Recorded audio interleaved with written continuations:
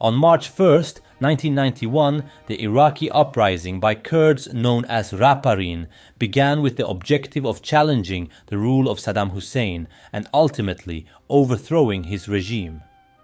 The uprising lasted for over a month and resulted in the deaths of an estimated 100,000 to 180,000 people, the majority of whom were civilians. In this video, we will go through all the details about the 1991 uprising. Before we start, make sure you like this video to help out with the video's algorithm, comment your opinion down below, and subscribe to the channel. Make sure that you don't miss any further videos on this channel. Saddam Hussein had ruled Iraq, first as vice president since the 70s, and then formally as president from 1979 and forward. After assuming the presidency, Saddam committed numerous crimes against various parts of the population, particularly the Kurds in the north and the Shia Arabs of Iraq, who constituted the majority of the country. Beyond the internal repression, Iraq was also suffering from severe economic issues, exacerbated by the 8-year-long war with Iran, the Gulf War following the invasion of Kuwait, and extensive sanctions by the international community towards Iraq. A year before the uprising began, both Jalal Talabani and Masoud Barzani undertook diplomatic visits to France and Washington, seeking potential support for the future of Kurdistan. However, according to David McDowell's book, A Modern History of the Kurds, neither Barzani nor Talabani received the assurances they had hoped for from Western powers. As a result, they initially remained uncertain about the level of aggression they should adopt when the 1991 uprising began in Iraq. Openly, both parties stated that they would remain neutral in a potential war between USA and Iraq. It is reported that the high-ranking Iraqi military commander Isat Ibrahim said to the people of Slemani, "If you have forgotten about Halabja, let me remind you that we are ready to repeat the operation." In the weeks leading up to the uprising on February 15, 1991, US President George H.W. Bush delivered a speech directed at the Iraqi people, calling upon them to take action against Saddam Hussein's regime. Compliance with the resolutions will instantly stop the bloodshed. And there's another way for the bloodshed to stop, and that is for the Iraqi military and the Iraqi people to take matters into their own hands and force Saddam Hussein, the dictator, to step aside and then comply with the United Nations resolutions and rejoin the family of peace-loving nations. We have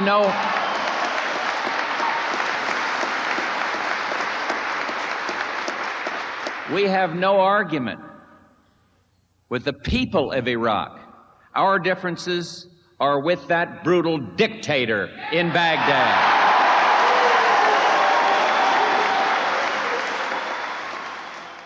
While Saddam Hussein had previously received support from the United States during the Iran-Iraq War, his decision to invade Kuwait altered this dynamic, positioning him as a direct adversary of US interests in the region.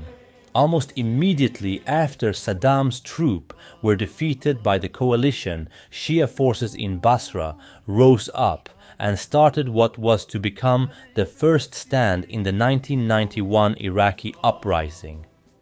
By the Shias, it was primarily led by the Islamic Dawah Party and the Supreme Council for the Islamic Revolution in Iraq. Although the first sign had started, it was not until March 5th that the uprising spread to Iraqi-occupied Kurdistan in the north. The rebellion in Kurdistan commenced in Rania by the civilian people.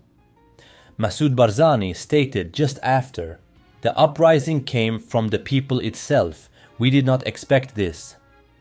Both Talabani and Barzani had to act now, and they did. Within 10 days, forces from various factions, including the Peshmerga, the Islamic movement of Kurdistan, and the communist movement of Kurdistan, seized control of nearly every major city in Iraqi-occupied Kurdistan, with the exception of Kirkuk and Mosul. Some sources claim that in some of the cities, the so-called Jashes, which in Kurdish means traitors, had negotiated with the Ba'ath regime to retreat from the cities of Kurdistan. The background behind this is that the Kurdish parties of KDP and PUK had offered the Jashes amnesty if they did so.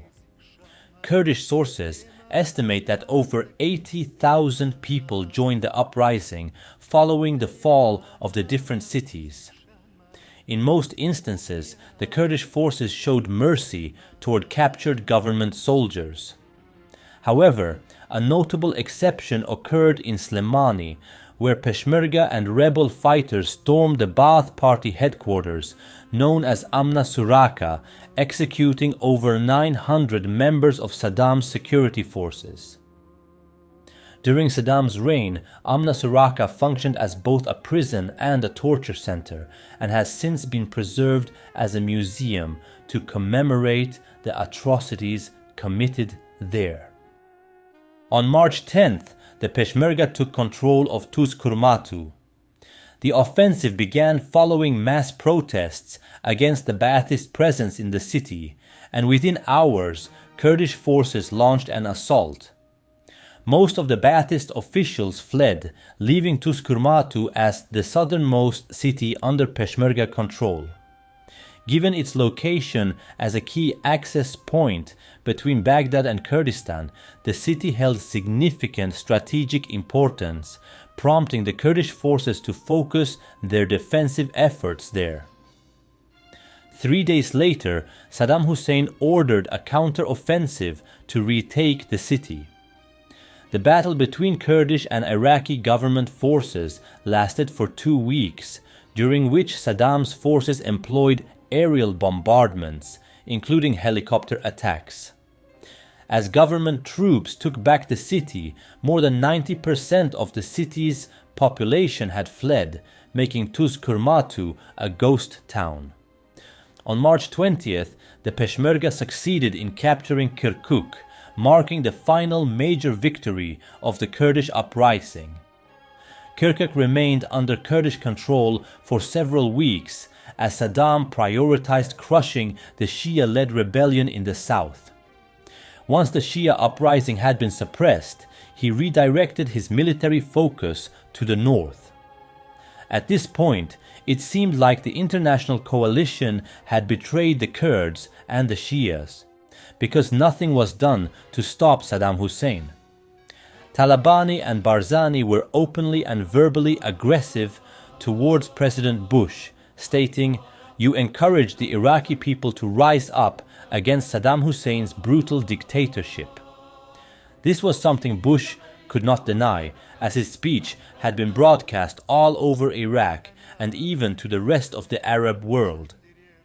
On March 29th, Iraqi government forces recaptured Kirkuk. Over 20,000 Kurds were killed in the defense of the city. As Iraqi troops took the city, they systematically conducting door-to-door searches to identify individuals affiliated with the rebellion.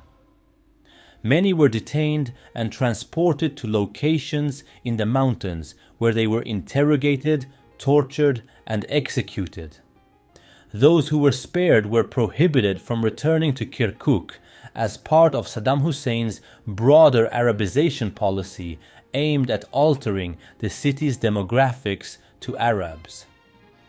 Many of the victims were buried in mass graves, a significant number of which remain undiscovered to this day. The conflict led to a mass exodus of civilians, with approximately 1.5 million Kurds fleeing their homes, triggering a humanitarian crisis. On the 5th of April, a historic event occurred in the UN.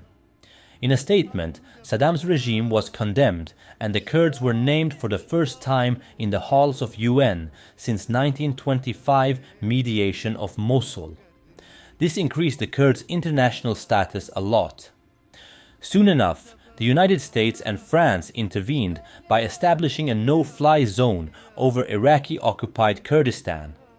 This agreement also mandated the complete withdrawal of Iraqi forces from Kurdish areas, paving the way for the formation of the Kurdistan Regional Government, KRG. Shortly after the intervention by UN, Saddam Hussein decided to stop his offensive towards Iraqi-occupied Kurdistan. For the time being, Saddam Hussein was forced to tolerate the situation.